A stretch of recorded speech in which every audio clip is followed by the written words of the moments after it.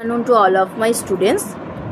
দেখো আজকে আরণ্যক উপন্যাসের বাকি পরিচ্ছেদের আলোচনা করতে চলেছি। যারা পিএসসির জন্য পড়াশোনা করছো তাদের জন্য বলছি যে আজকে আরণ্যক উপন্যাস বিভূতিভূষণ বন্দ্যোপাধ্যায়ের 10ম পরিচ্ছেদের আলোচনা করতে চলেছি।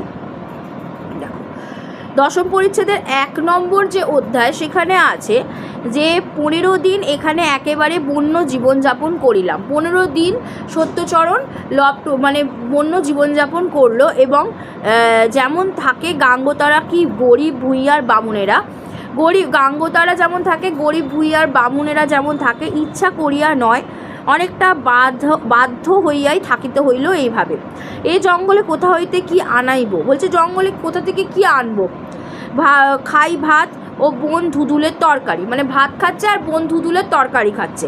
বনের কাকরোল কি মিষ্টি আল তুলিয়া আনে সিপাহীরা তো এখানে ছিল, সিপাহীদের কথা আমি আগে আলোচনা করেছি।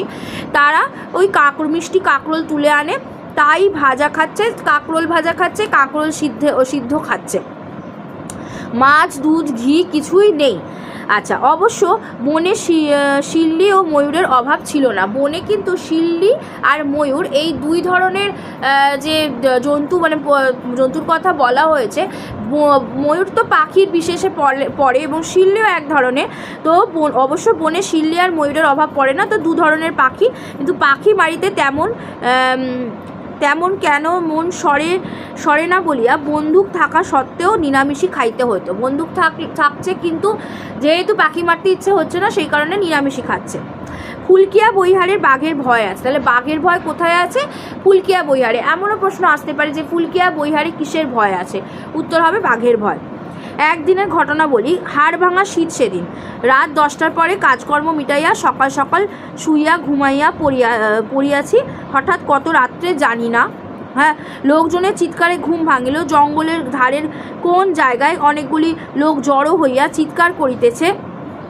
উঠিয়া তাড়াতাড়ি আলো জ্বালিলাম। আমার সিপাহীরা পাশের খুপড়ি হইতে বাহির হইয়া আসিল। সবাই মিলিয়া ভাবিতেছি যে ব্যাপারটা কি। এমন সময় একজন লোক ছুটিতে আসিয়া বলিল, ম্যানেজারবাবু বন্দুকটা নিয়ে শিগগির চলুন, বাঘে একটা ছোট্ট ছেলে নিয়ে গিয়েছে খুপড়ি থেকে। তাহলে খুপড়ি থেকে ছোট ছেলেটিকে কি নিয়ে গিয়েছিল? বাঘে নিয়ে গিয়েছিল। এমন দিয়ে দিল বাঘ, বুনো মহিষ, গরু বা হয়তো নীল গাই, এমন দিয়ে দিল। উত্তর হবে বাঘে নিয়ে গিয়েছিল।